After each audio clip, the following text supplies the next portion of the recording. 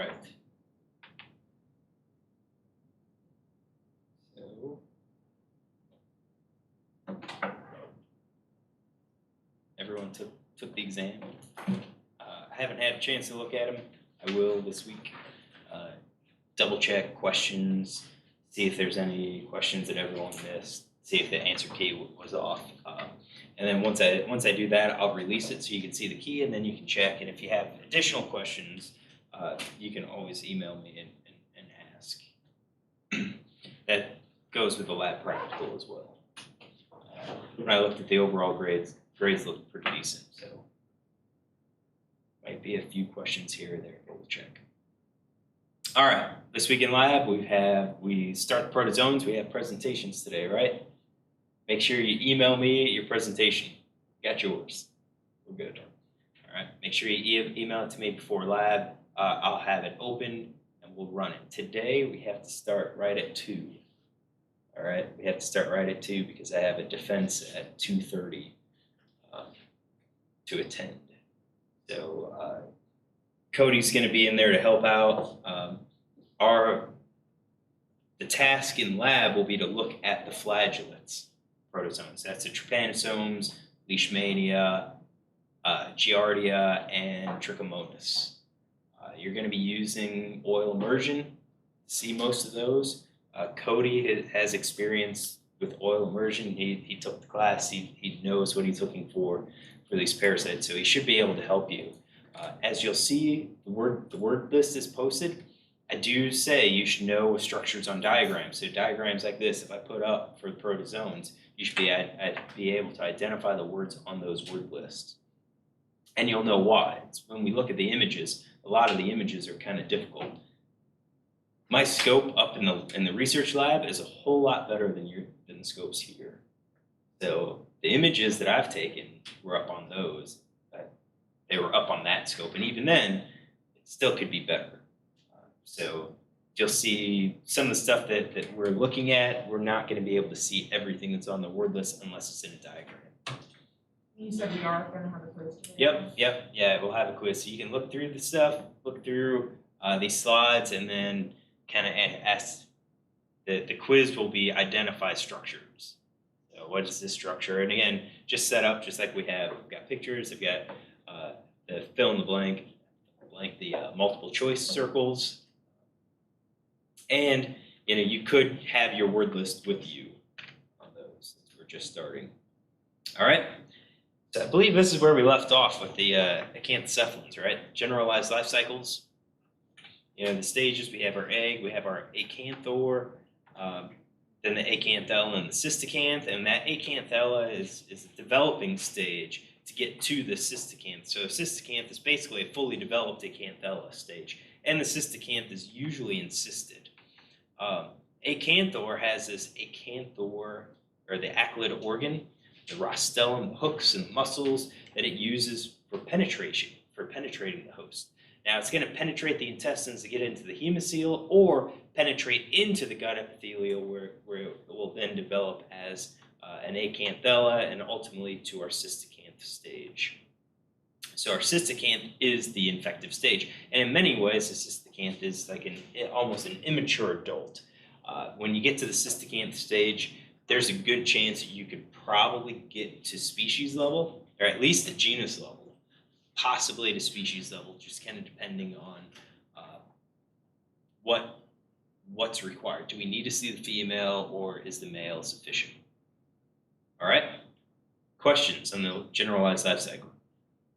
All right, so one of the common themes for our Acanthocephalans is host behavior modification. Right? Pretty common for our intermediate hosts to be affected by the Acanthocephalan in such a way that it causes an increase in predation. That's really what it's going for. It's trying to increase predation so that it can transmit to the definitive host. And I have 2 examples of this. Our first example will be Polymorphus paradoxus. Right? So Polymorphus paradoxus. This is a parasite of ducks, parasite of muskrats. I believe it's been reported accidentally in beaver. but primarily muskrats and surface feeding ducks. So let's go through our life cycle.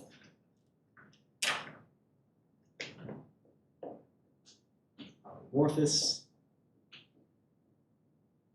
paradoxus.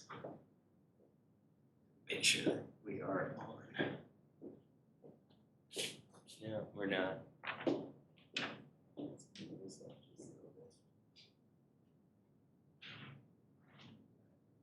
Too high.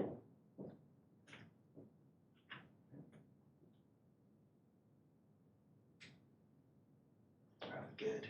Yep, we're good now. All right. So we're going to be in muskrat, surface feeding ducks.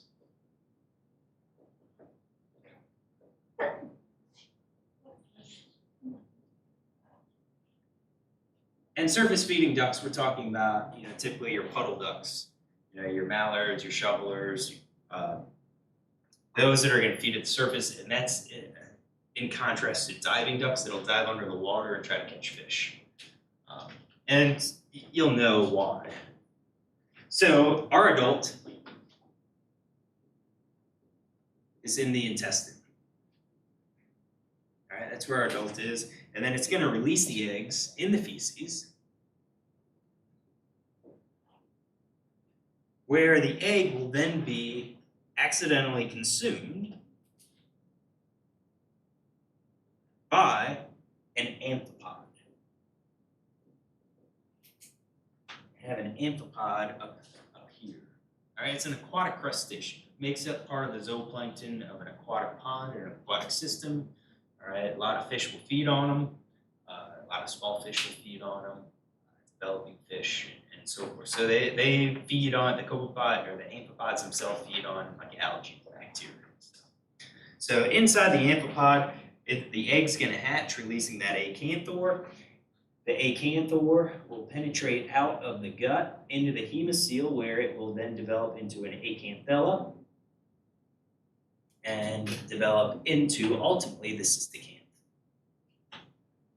All right, and all of this is going to take place in the hemocoel.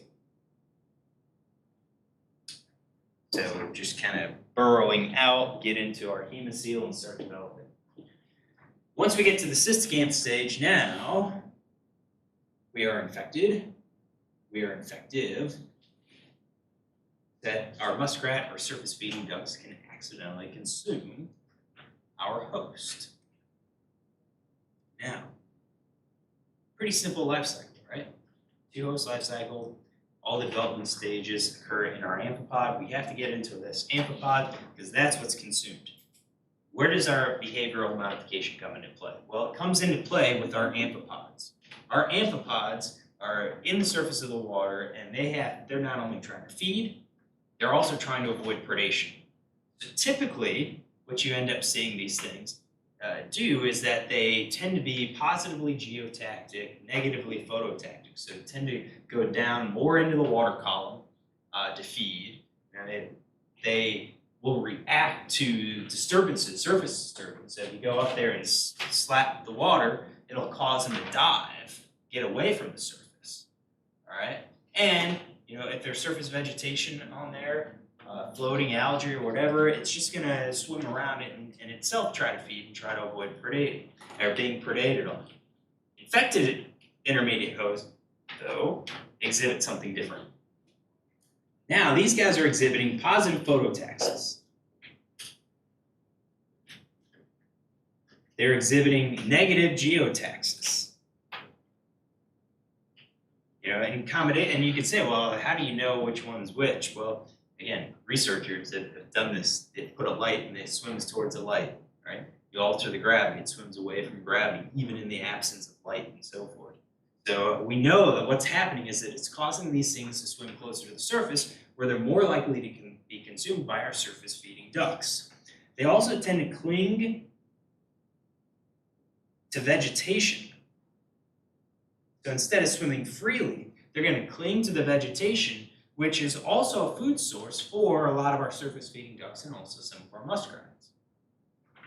So, if these ducks and muskrats are feeding on the vegetation, well, as soon as they go in to try to get the vegetation, these amphipods should be swimming away. but instead they're clinging to it, so now they can be accidentally consumed. And the last part of it is that these things don't exhibit that diving behavior.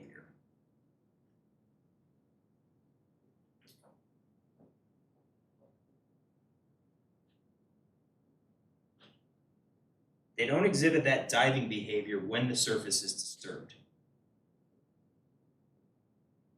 which again makes it more likely that you're going to be consumed. So if you go out and you look, like we had shovelers that come down here over winter, and they kind of swim through the water, and they filter out water through their bills and stuff, and they make a commotion as they go through. You can actually see the splashes. That sort of stuff, these amphipods would sense it and they dive to avoid being eaten. Not so with these infected ones. So they exhibit all these behaviors, all these behaviors in an attempt to increase the chances that they get consumed. Now, what's the mechanism? The mechanism is actually pretty interesting. It's that these guys, these cystocans, will actually alter the nervous system. And how they do it is through some compound that affects the serotonin-mediated pathways. All right, so I kind of demonstrate, all right, pulled out these images from a paper, but if we look at where our serotonin receptors are, where those pathways, you can hit it with anti-serotonin antibodies, do some immunofluorescence to figure out where are these things in an amphipod. This is a normal amphipod. This is what gets picked up. So these are, serotonin's binding to the receptors in the nervous system. That's what we're picking up. In an infected individual, look how much of an increase this is. So it seems like there's something going on that's causing this increase in the serotonin pathway. It's almost like it's making the amphipods feel like they are great, doing fantastic, wonderful, not a care in the world, which means they are not exhibiting any of these classic anti-predatory behaviors. All right, so we say, well, sometimes we don't know how it works. In this case, we have an idea that it's at least functioning through the serotonin pathway. And you can actually inject increase expression of serotonin receptors and so forth, and get these exact same pathway, these exact same behaviors. So we have a lot of information. We feel confident that this is how it's working. All right, so questions about polymorphous. Pretty interesting. All right, so this was an aquatic life cycle. And I could add that there's other polymorphous species that will also go into, will infect isopods, but those rely on diving ducks. Those don't exhibit the same type of behavioral pattern. And it's really no big surprise because it's not relying on predation by the definitive host. You're relying on predation by, let's say, fish to consume them, to get them into those diver ducts. So there is a bit of this coevolution selection pressures at work. That, if you're interested in more information, yeah, go check it out. Go look it up. There's a lot of cool stuff. All right, second species is Plagiorhynchus cylindriceus. This is a terrestrial Acanthocephalan, or I should say a terrestrial life cycle. So you guys got all this up here? All right, so our terrestrial life cycle utilizes birds, typically passerine birds. Plagiorhynchus.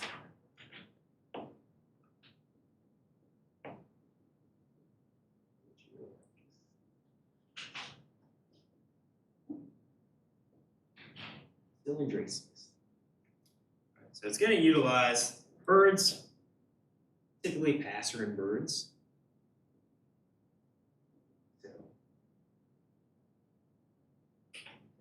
Songbirds. I think songbirds. I'd say robins are ones that I was familiar with. Our adult is going to be in the intestine, where eggs get released in the feces of the bird. The egg is out in the environment and has to be accidentally consumed by a terrestrial isopod.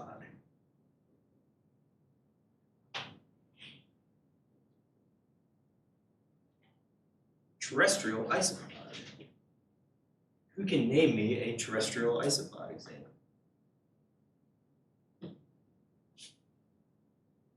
You all know. Pillbugs. I think the technical term is roly-poly. I'm really joking, I swear. Could be woodlouse too. Yep. Yeah, there are multiple species, multiple genre. These guys.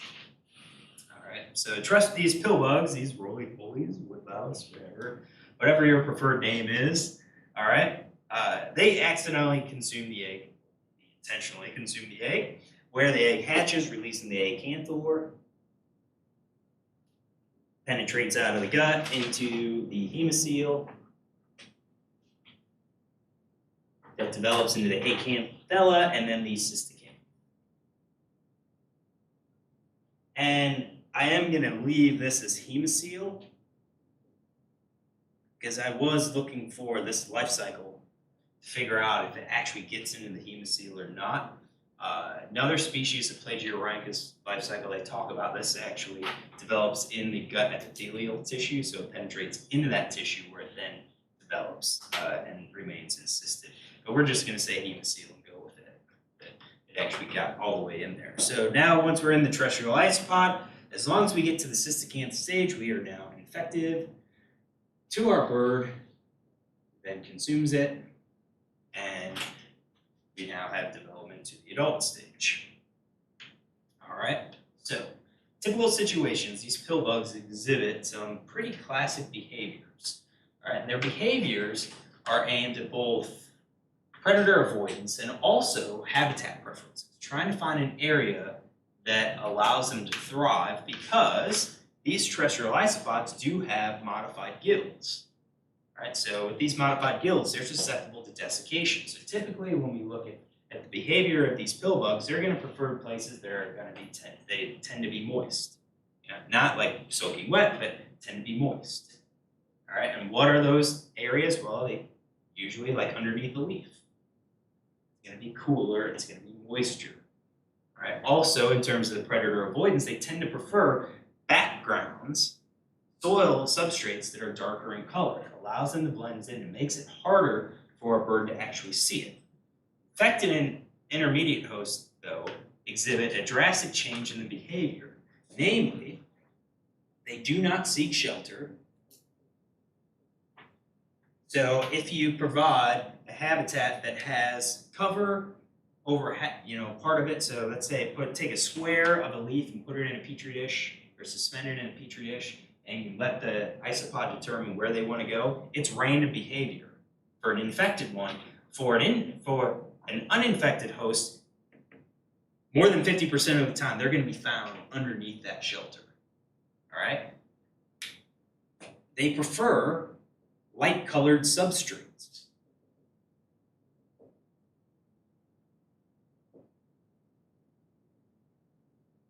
So if you give them, I'll say black gold, newer soil, right?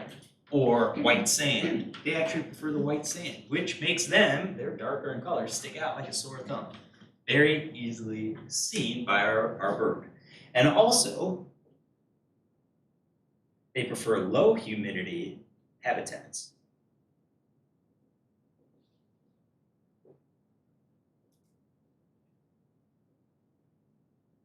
And this one, again, you could say, well, isn't that, like, if you're underneath the substrate, won't that form a micro environment that would be more humid? Yeah, that's true, but we also know that isopods do show a preference for humid conditions. So if you give them a choice chamber, high humidity, low humidity, uninfected individuals will preferentially go to the high humidity chamber. The infected ones go to the opposite. So again, all these things kind of taken together are making them more exposed to that bird predator so that we can complete our life cycle. Now, how does this actually happen? What's the mechanism? That's a good question. That's a good question, and I believe that there are people out there trying to figure out how this works. Maybe it's related to serotonin, but I think that was still kind of questionable. No one had really looked into what was causing this change. All right, any questions? No? All right, that wraps up our Acanthocephalans. All right? As I said, Acanthocephalans, it could be its own phylum. All right, but in terms of species, we don't have a huge number of identified species, and these things don't really affect humans, so it's kind of spend the appropriate amount of time on these, about a day or so. All right, so next up is our protozoan. And that is where we are going. So this has all been posted. All right, what we're going to do is hit introduction to the protozoa and then start on the flagellates. All right, so as you'll see, we kind of group our protozoans based on their movement, flagella being one of the main ones, and we'll start with our flagellates and then move to some of these other ones. All right, so protozoa. These are unicellular eukaryotic organisms. All right, what makes them eukaryotic? Who had their MFAT last week? Anyone take the MFAT last week? This week? What makes an organism eukaryotic? Membrane-bound organelles. Membrane-bound organelles. Right, simplest. Right. Yep. So these are eukaryotic organisms. They can possibly be multinucleated. Right. So you can possibly have individuals that have more than one nucleus. Our protozoans can be endoparasites or they can be ectoparasites. They can be intracellular. They can be extracellular. And to make matters even more complex, metabolism is varied. All right, metabolism is varied. So typically, we think of metabolism as including oxidative phosphorylation. All right, what is oxidative phosphorylation? Well, it's utilizing, in essence, that electron transport chain to generate ATP. So it's using oxygen as our final acceptor, right? Electron acceptor. So what you're doing is linking oxidation along with phosphorylation, so ADP to ATP transition, to produce that energy. They're linked. But in order for this to happen, you have to have oxygen present, I mean, you need it, and you have to have a functioning mitochondria. If you're in areas where you don't have oxygen, or oxygen is in very, very limited supply, then it doesn't really make sense to utilize this type of ATP generation. You don't have oxygen. And if you're not going to use oxidative phosphorylation, what's the purpose of having a functioning mitochondria? So you still need ATP. How do some of these other organisms do it if they're living in an anoxic environment? Well, they can do it using substrate level phosphorylation. So now we've uncoupled the oxidation on phosphorylation because we don't have the oxygen present. All right, which means we don't require it. We don't have to live in an environment that has energy, and instead we use other substrates, other receptors, in order to get the job done to produce ATP. It's definitely less efficient than oxidative phosphorylation, but we can get around it because we don't need a functioning mitochondria. We're not going to have to maintain the upkeep of that mitochondria. So yeah, it's less efficient in terms of ATP generation, but we also have less expenditures. So you're going to see both of these, and we'll talk about some of this substrate level phosphorylation, like when it picks up and when it doesn't.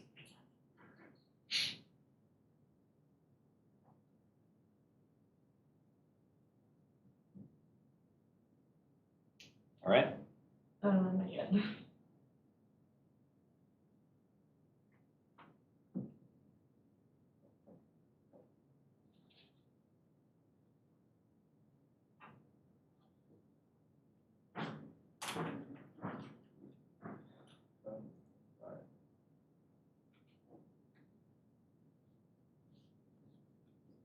All right.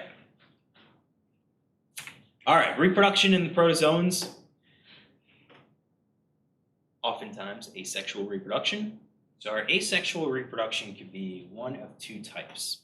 One is just binary fission, and you've learned about this before. So with binary fission, you're taking the one cell, you're replicating nucleus, replicating DNA, and then splitting your cytokinesis so that you produce two daughter cells, two daughter cells.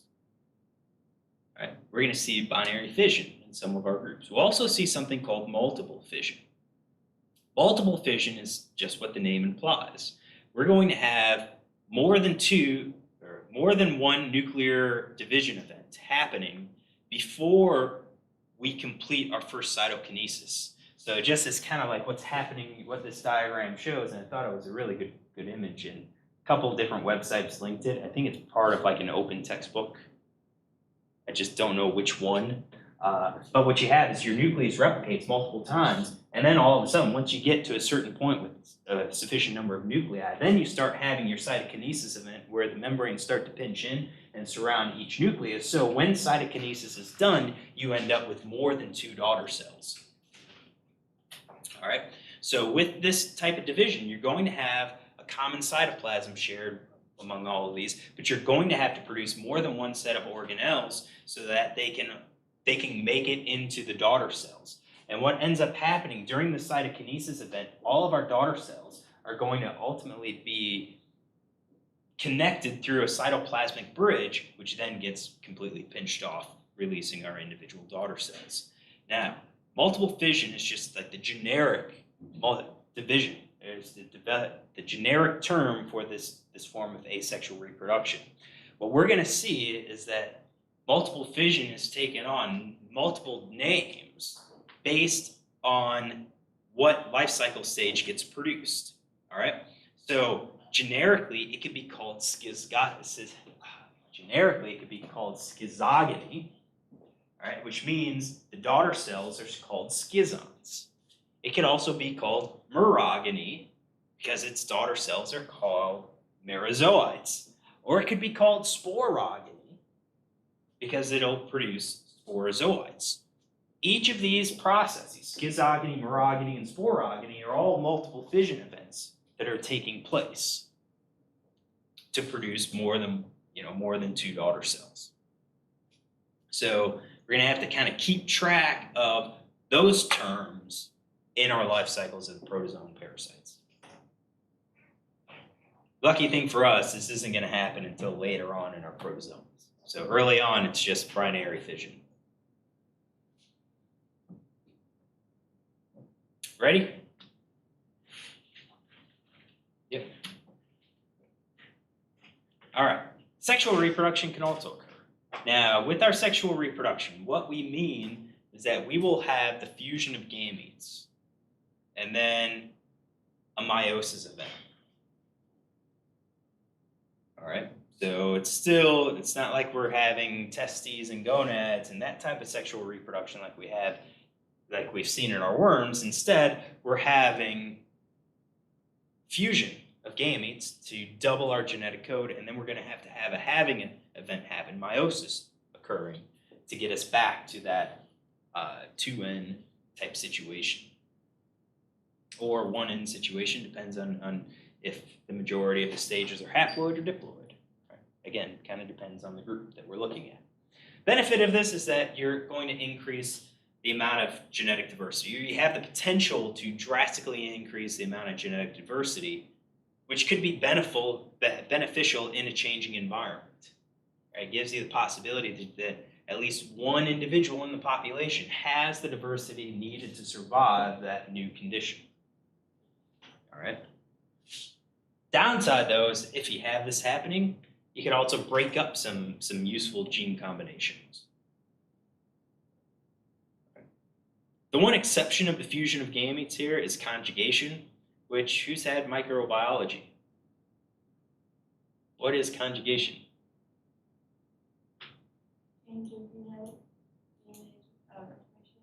Yep, so kind of define it here. temporary fusion of our cells so that you can exchange some micronuclei. So typically there's on like plasmids, right? They get shared. All right.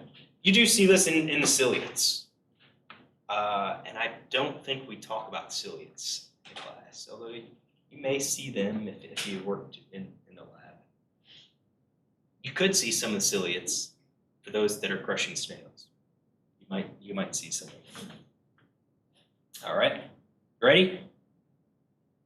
All right, so our organization that we'll use for the protozoans is based on their method of movement, it's basically. All right, so we're going to group it based on flagellates, amoeba, the opalinids, and the alveolates. All right, so these are kind of our simplified groups. So the flagellates characterized by movement via a flagella. All right, so these are going to have a flagella, and we're going to make a note that the flagella is present not in all stages of its life cycle, but it's present in at least part of its life cycle. All right, so you've got those individuals that have flagellas. Next group are the amoeboids, the amoeba. They're going to exhibit the amoeboid movements. And again, if you've learned about the amoeba in zoology, yeah, similar. We have flagellates and amoeba in the lab to look at. The opalinids are commensals primarily in the lower intestines of fishes and amphibians. We're not going to discuss this group. Opalinids, we have found them here, found them in frogs out on the red arroyo. Definitely exist. They tended to have annual differences in their populations, probably related to seasonality, like what part of the year, when we caught those frogs, but they're here. I haven't really found them in fish though, so we won't discuss it. Our last group are the alveolates, and I believe I've moved it to the alveolates to be consistent with what you might be learning in zoology now. You guys learn alveolates in zoology? So this group is going to include our dinoflagellates, okay? Different than our regular flagellates. What are dinoflagellates?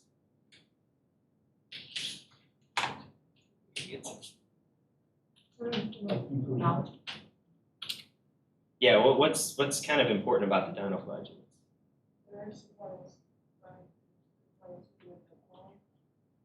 Yeah, and so dinoflagellates have these tests, these kind of shell-like structures on them.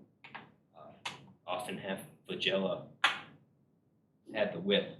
So yeah, that's our alveolates will have the dinoflagellates. It includes the phyla, Apicomplexa, and the Ciliophora. So this is where like our ciliates come into play. We're going to talk about the phylum Apicomplexa, right? Because the dinoflagellates, I don't think there's any.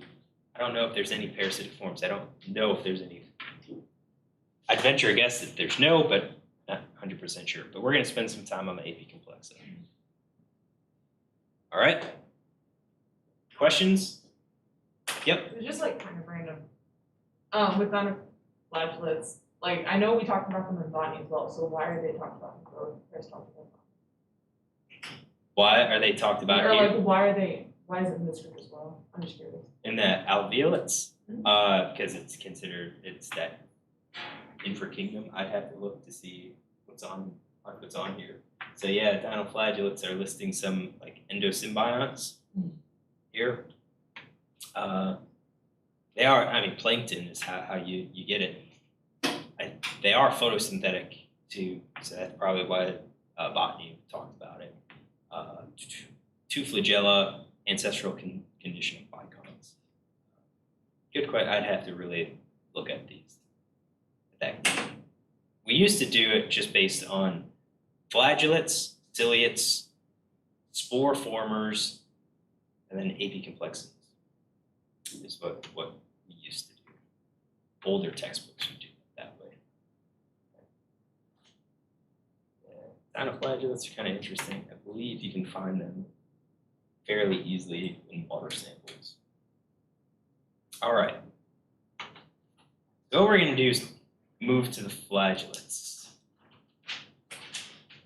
This is a highly diverse group. All right, we're talking free living and parasitic forms. All right. Now, all members of this group will have a flagella, at least one flagella. And it emerges from the pellicle surface. So the pellicle, we're getting new terminology to basically mean something similar. So cell membrane in this group is called the pellicle. Right? And pellicle includes any other associated structure. So it could be any microtubules, subsurface microtubules that help give structure. All right, our flagella here are classic flagellar structure. So it's got that central axoneme, and it's surrounded by the cell membrane itself. So our central axoneme, just kind of go back, it's in the 9+2 microtubule structure. All right, so 9 pairs around plus your 2 isolated in the middle. All right, that's your central axoneme. That's providing our movement structures, all of those microtubules. And then it is surrounded by a cell membrane, and the cell membrane is continuous with the rest of the organism. So kind of don't think of the flagella as a separate structure sticking out of it. The cell membrane covers that entire thing. All right, our axoneme, our flagella, or axoneme, arises from the kinetosome, also called the basal body. All right, so the basal body, or the kinetosome, is going to be what gives rise to this 9+2 microtubule arrangement. All right, definition here, it's located in the flagellar pocket. So you'll see this pocket kind of form. It's a complex subpellicular ultrastructure consisting of 9 sets of 3 microtubules forming a tubular cylinder plus a core containing microfilaments. That's your big definition.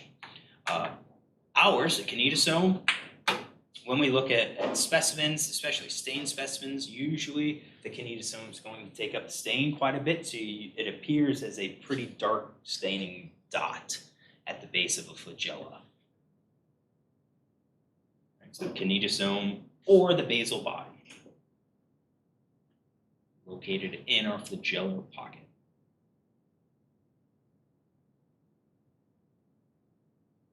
Ready?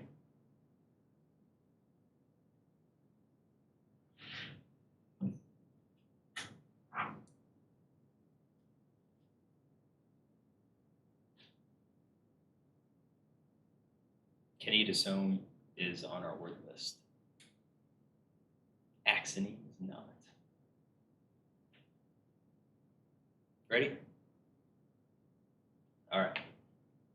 Most of the flagellates obtain nutrients by pinocytosis and by active transport of small molecular weight compounds across their cell membrane, which is called the plasmalemma.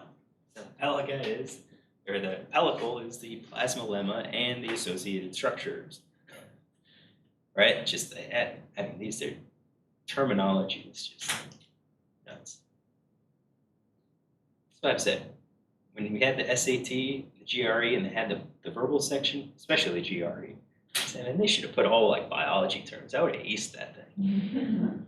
Instead, you pull out stuff that's used like in the 1400s. I guess that's a benefit for those people that watch like Game of Thrones, right? Like using all of that, all those old words again. Not really, right? All right. So pinocytosis, absorption of molecules, and so forth. This group's going to be parasitic in almost all phyla, and you can be found in different habitats within the host. Common place is in the GI tract, but also blood, cell fluid. It could be intracellular, could go in cerebro spinal fluid, and so forth. So a lot of different places. Again, just a very diverse group, which means then our life cycles could be direct, could be indirect. Notably, though, that the primary mode of reproduction in this group is binary fission. That's what's notable.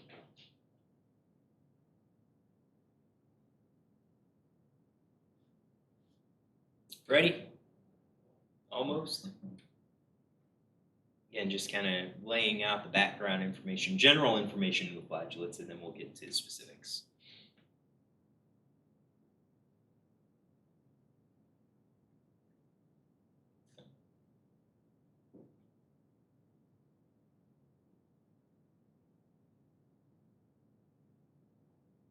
So most of our binary fission is longitudinal fission. So it fissions along the long axis of these guys. Now the flagellates actually is composed of 3 different phyla: the Euglenozoa, the Retortomonada, and the Parabasalia. And what I've done is listed the parasites that we're going to talk about. We also have in lab. So in the Euglenozoa, this is the class Canetoplasta. This includes the Trypanosomes and Leishmania. The Retortomonada includes the class Diplomonadia, which is Giardia. So we'll hear about Giardia. Probably looked at Giardia in zoology, I believe.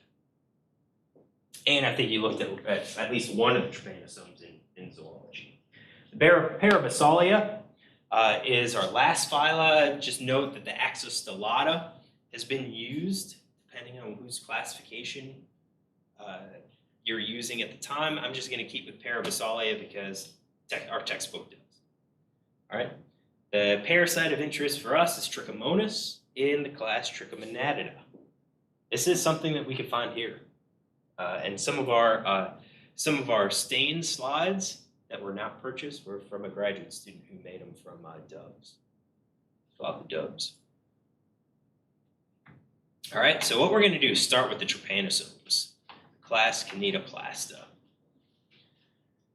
Parasites in this group cause death and cause some gruesome pathology. It's one of the reasons why we talk about it. We're going to have either 1 or 2 flagella. Typically, they have what's called a paraaxial rod. The paraaxial rod is an electron-dense ribbon or rod consisting of a 3D fibrillar lattice associated with the flagellum, often for most of its length. It is contained in the flagellar membrane and runs parallel with the axoneme. This is something you would see on electron microscopy. All right, and that's what this is. So we have our flagella. It has the axoneme, the 9+2 microtubule arrangement running the length, and then just along running the length with that axoneme is this paraaxial rod. All right, that's part of this class. And it's just an electron-dense region. We're not going to be able to see this at all in any of our specimens.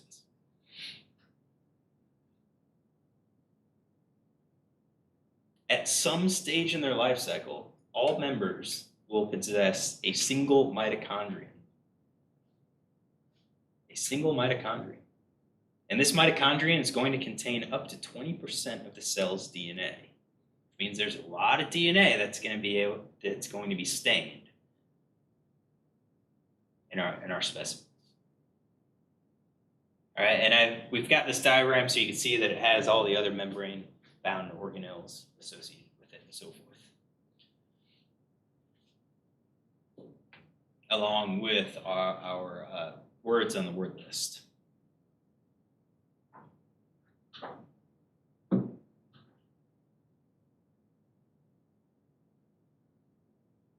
Ready? All right. A structure called the kinetoplast is closely associated with our kinetosome. This is the reason, this is a structure that gave the class its name, Canetoplasta. The kinetoplast is the DNA-containing region of the mitochondria that's located near the base of the flagella. So if we have the base of our flagella in the flagellar pocket, you're going to have your kinetosome, which is where our axoneme arises, or it gives rise to our axoneme, and then you're going to have the DNA-containing region of that mitochondria real close by. This is called the kinetoplast. This is where all of that DNA is going to be concentrated. All right, this is what's going to be staining. So we're going to be able to see the location of our kinetosome and the kinetoplast. Typically, you can see the kinetoplast. But then that kinetoplast, where that is in relation to our nucleus, tells us what life cycle stage we're in. And we'll see those. So the class is named for this kinetoplast. And don't get kinetoplast and kinetosome confused. All right. Similar name, but there's a kinetoplast and there's a kinetosome. This group also contains a unique organelle called the glycosome. This glycosome is a membrane-bound organelle that contains a majority of the enzymes involved in glycolysis. This is important because glycolysis tends to be the primary ATP production for one of our stages in the trypanosome life cycle, as we'll learn about. If you're living in a glucose-rich environment, why not just only use glycolysis? And it seems like they can get by with that by concentrating everything in the glycosome.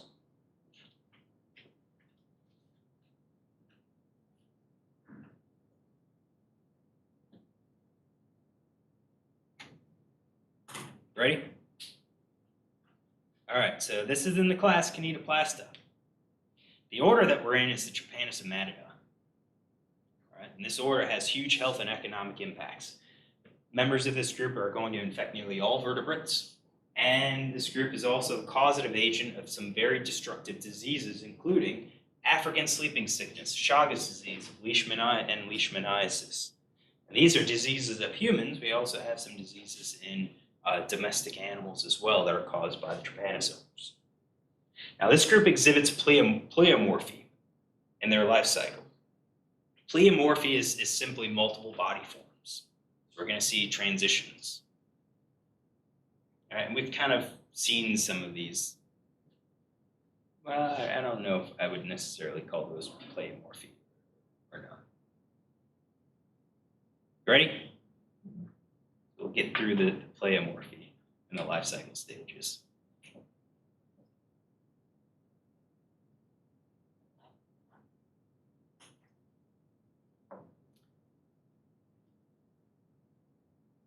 All right, so life cycle stages are based on presence, absence of a flagella, location of the kinetoplast relative to the nucleus, and presence, absence of a undulating membrane. Basic spots. So here are the different life cycle stages. We have amastigotes, choanomastigotes, promastigotes, opisthmastigotes, epimastigotes, and trypomastigotes. And they all kind of represent a grade of different structures. Two of these we don't have to know. We don't have to know opisthmastigote or choanomastigote or anything about them because they don't appear in any of our life cycles. We do have amastigotes, promastigotes, epimastigotes, and trypomastigotes. So just kind of working forward, in an amastigote, it's called amastigote because it means without a whip. Masti for whip, A is without, so no whip, no flagella. All right, but the flagella is present in a flagellar pocket. So the kinetosome is still there, the flagellar pocket is still there. It's just that the flagella does not extend outside of the body. All right, in this case, our kinetoplast is anterior to our nucleus. So again, with these flagellates, how they swim with their flagella pointing forward. When you see them swim, they're kind of almost corkscrewing like, or the tail's whipping and pulling them right through. So our anterior end is located where our flagella would arise in our organism. Next up is a promastigote. Similar structure. Nucleus is posterior to the kinetoplast. We've got our flagellar pocket, but now we actually have a flagella extending out from that anterior end. As we move to the epimastigote and the trypomastigote, what's happening is that we're having movement of that kinetoplast posteriorly. So when we have an epimastigote, we still have the kinetoplast is what's called antinuclear. It's anterior to the nucleus, right? Still there, but we now have added an undulating membrane. So with our flagella, we've got the flagella that's attached to the body by this little membrane-like structure extension of the pellicle. So, I'm going the wrong way. Here it is. So if we look at our organism, we have an extension